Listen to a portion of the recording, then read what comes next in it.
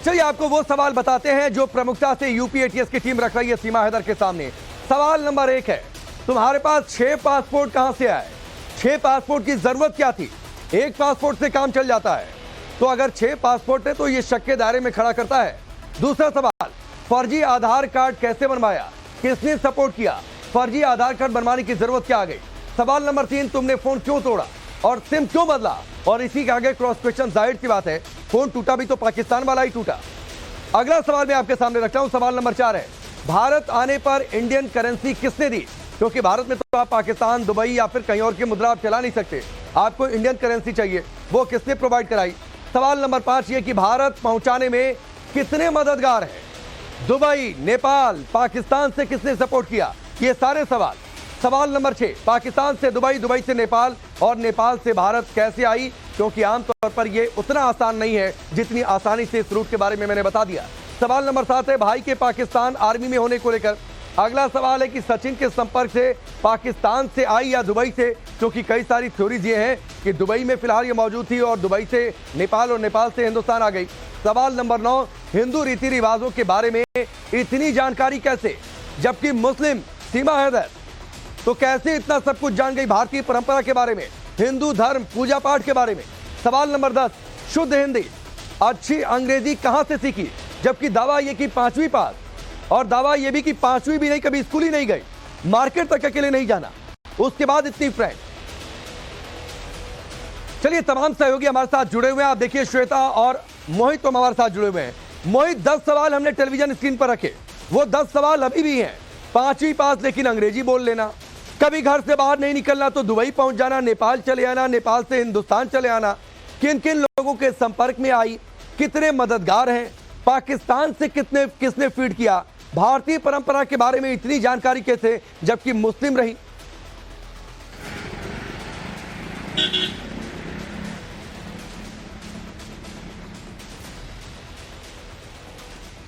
मोहित। जी राकेश, आपकी आवाज चली गई थी मैम, लेकिन जो आप सवाल बता रहे हैं ये सवालों की फेहरिस्त जो है वो सीमा हैदर के सामने रखी गई है एटीएस के द्वारा। एटीएस इन सवालों पूछताछ कर रहा है तो सीमा हैदर कहीं ना कहीं जवाब तो बड़े कॉन्फिडेंस होने के तरीके से दे रही हैं, लेकिन उनकी बॉडी लैंग्वेज में दिख रहा है कि वो टाल मटोली कर रही हैं, यानी वो साफ साफ जवाब नहीं दे रही हैं। क्योंकि एक तरीका होता है एजेंसीज का सवाल पूछने का, एक सवाल को आपसे कई बार कई तरीके से पूछा जाता है और अलग अलग तरीकों से जब आप जवाब देने में असमर्थ होते हैं, जब टाल मटोल कर रहे होते हैं, तो वो साफ नजर आता है कि आप अब जवाब देने की स्थिति में नहीं है, क्योंकि आपकी जो बातें हैं वो सच नहीं है। कहीं ना कहीं आपने इन बातों को फैब्रिकेट किया हुआ है, यानी उस बातों में कहीं ना कहीं आपकी मिलावट नजर आ रही है। तो ये अब एटीएस के सामने चुनौती है, क्योंकि एटीएस को जानकारी लेनी है कि सीमा हैदर आखिरकार भेजी कैसे गई, या वो खुद आई, अगर भेजा है तो किस शख्स ने भेजा है, वो जिस शख्स ने भेजा है वो कौन है, वो किसी एजेंसी से जुड़ा हुआ है या किसी संगठन से जुड़ा हुआ है जो सीमा हैदर के जरिए भारत के अंदर कोई नापाक साजिश को रचवाना चाह रहा है। तो सीमा हैदर को लेकर जो सवाल है उसमें आप सीमा हैदर खुद कहीं ना कहीं फंसती हुई नजर आ रही है, क्योंकि जो यूपी एटीएस के सूत्र बता रहे हैं कि खुलकर जवाब नहीं दे रही है सीमा हैदर, साफ साफ जवाब नहीं दे पा रही है, टाल मटोल लगातार कर रही है। और इसलिए जो सीमा हैदर के जो भारत के अंदर जो पति है उनको और उसके ससुर को अलग अलग ले आके पूछताछ की जा रही है, और इन तीनों को एक साथ बिठा के आज पूछताछ की जाएगी। करीब 3 घंटे से ज्यादा का वक्त हो गया आज एटीएस को सीमा हैदर की कस्टडी लिए हुए, और सीमा हैदर को कहां पे एक गोपनीय जगह पे ले आके पूछताछ की जा रही है कि आखिरकार वहां पे कोई किसी तरीके की कोई किसी तरह को कोई भी वहां पे इंटरप्शन ना हो, इसलिए सीमा हैदर को एक अलग लोकेशन पर ले जाया गया है जहां पे उससे लगातार अब पूछताछ की जा रही है। और यही सवाल जो सवाल आपने पूरी फेहरिस्त बनाई है, इन सवालों पर लगातार एटीएस जो है वो सवाल पूछ रही है। ठीक है, चलिए मोहित मैं आपके पास लौट कर आता हूं। श्वेता जरा आप बातचीत करिए महिलाओं से, क्योंकि और सवाल ये रखिए कि सीमा हैदर पाकिस्तान से आई, मुस्लिम, यहां पर आकर वो हिंदू बन गई।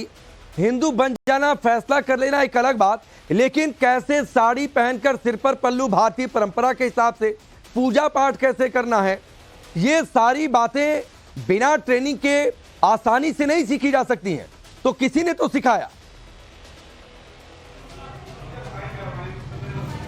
बिल्कुल राकेश, क्योंकि यहाँ पर देखिए हर उम्र की महिलाएं मेरे साथ है, और वो एक युवक भी मेरे साथ है जो कि सचिन के साथ उस वक्त था जब सचिन पबजी के जरिए बात करता था सीमा से। चलिए उनसे भी बात करूंगी आगे कि सचिन उस वक्त क्या बताया करता था जब सीमा से चैटिंग होती थी। लेकिन जो सवाल आपने पूछा पहले मैं वो बताती हूँ। आपकी शादी यहाँ पर होकर आई, कितने दिन हुए आपकी शादी को? 2 साल। तो आपको भी सिखाया गया होगा कि कैसे यहाँ पर परंपरा रखनी है, कैसे पूजा पाठ करनी है, कैसे घूंघट रखना है। लेकिन सीमा ये सब सीखी सिखाई थी, तो आपको लगता है पाकिस्तान में कहीं ना कहीं तो उसको ट्रेनिंग ये मिली होगी? हाँ हाँ, हो सकता है, क्योंकि ना जैसे मेरे को 2 साल यहाँ हो गए, मगर मुझे यहाँ की लैंग्वेज नहीं आती अभी तक, और वो यहाँ पे आके शुद्ध हिंदी बोल रही है बिल्कुल, तो इससे कहीं ना कहीं लगता है कि वो ट्रेनिंग लेके आई है। क्योंकि पाकिस्तान में जाहिर तौर पर उर्दू बोलते हैं। उर्दू बोलते हैं, उनके किसी भी वर्ड में ना उर्दू होती ही नहीं है। जब वो इंटरव्यू देती है तो कोई भी उर्दू का एक भी वर्ड नहीं होता उनके बोलने में। मतलब पूरा जीवन जिसने बिताया हो पाकिस्तान में, अब जाके वो यहाँ 2 महीने से आई है, लेकिन उर्दू बिल्कुल नहीं बोलती, शुद्ध हिंदी बोलती है, पूजा पाठ करती है, गाने गाती है। जितनी भी हमने वो देखी है न्यूज चैनल पे आती हुई, हमने सब शुद्ध हिंदी ही बोलती देखी है, उर्दू का एक वर्ड भी नहीं देखा। इंग्लिश पूछिएगा में कि बोल उसके लेती पूजा थी। पाठ करने के तरीके को लेकर, जल चढ़ाने को लेकर, सिंदूर लगाती होगी। अगर किसी महिला ने देखा होगा, आपको पता है कि जब बहुओं को देखने लोग जाते हैं सिंदूर भी लगाते हैं, तो कभी इन सब चीजों के दरमियान किसी को लगा कि ये नई नवेली हिंदू बनी है, यानी अभी सीखा नहीं है, या फिर सीखी सिखाई प्लान पूरा? जरा इसको पूछिए अपने हिसाब से। जैसा ये बहुएं आपकी आती हैं, आप लोग भी उनको सिखाते हैं सब कुछ, लेकिन सीमा को देखकर ऐसा कभी लगा कि ये पहले से सब कुछ सीखी सिखाई है या नया सीख रही है? पता ना बेटा, ये पीछे से सीखी सिखाई होगी, पता ना। पीछे से सीखी सिखाई लगी आपको? हो सकता है कुछ भी, क्योंकि मोमडन भी ये सब नहीं कर पाते। वो आके जो एकदम से सारी पूजा पाठ, साड़ी पहनना, ये सब करना वो कर रही है यहाँ आके, तो हो सकता है। खाना वाना भी बनाती थी क्या यहाँ पर? मुझे नहीं पता। हाँ? खाने के हमें कहाँ पता हो। मतलब घर में एकदम जैसे आपकी बहू आपके घर में बिल्कुल रची बसी है, बेटी बहू, वैसे ही वो भी अपने घर में रहती थी, पता तो चलता होगा पड़ोस में। रहती, लेकिन वो जैसे कि आई है ऐसी मीडिया वाले लग गए वो खाने बनाने का। आप मुझे बताइए, आप सचिन से बात करते थे, जब सचिन की इधर आ जाइए थोड़ा, सचिन की जब सीमा से चैटिंग हो रही थी, जब वो पाकिस्तान में थी, सचिन बताता था कि एक लड़की से मैं बात करता हूँ? हमें बताता था, क्या बताता? बोल रहा था कि एक पाकिस्तान की लड़की है, मैं उससे बात करता हूँ। उसने नाम भी बताया था, एक दिन वीडियो कॉल पे भी दिखाए थे, लेकिन मैम ये नहीं पता था कि वो सच में ले आएगा। आपने वीडियो कॉल पर सीमा को देखा था जब वो पाकिस्तान में थी? हाँ मैम, देखा था, उनका घर भी देखा था, उन्होंने घर दिखाया था अपना। कैसा घर था सीमा का पाकिस्तान वाला? मैम सही था, जैसे हमारे यहाँ होता है ना, ऐसा नहीं था, मतलब इतना खास भी नहीं था। अच्छा, जब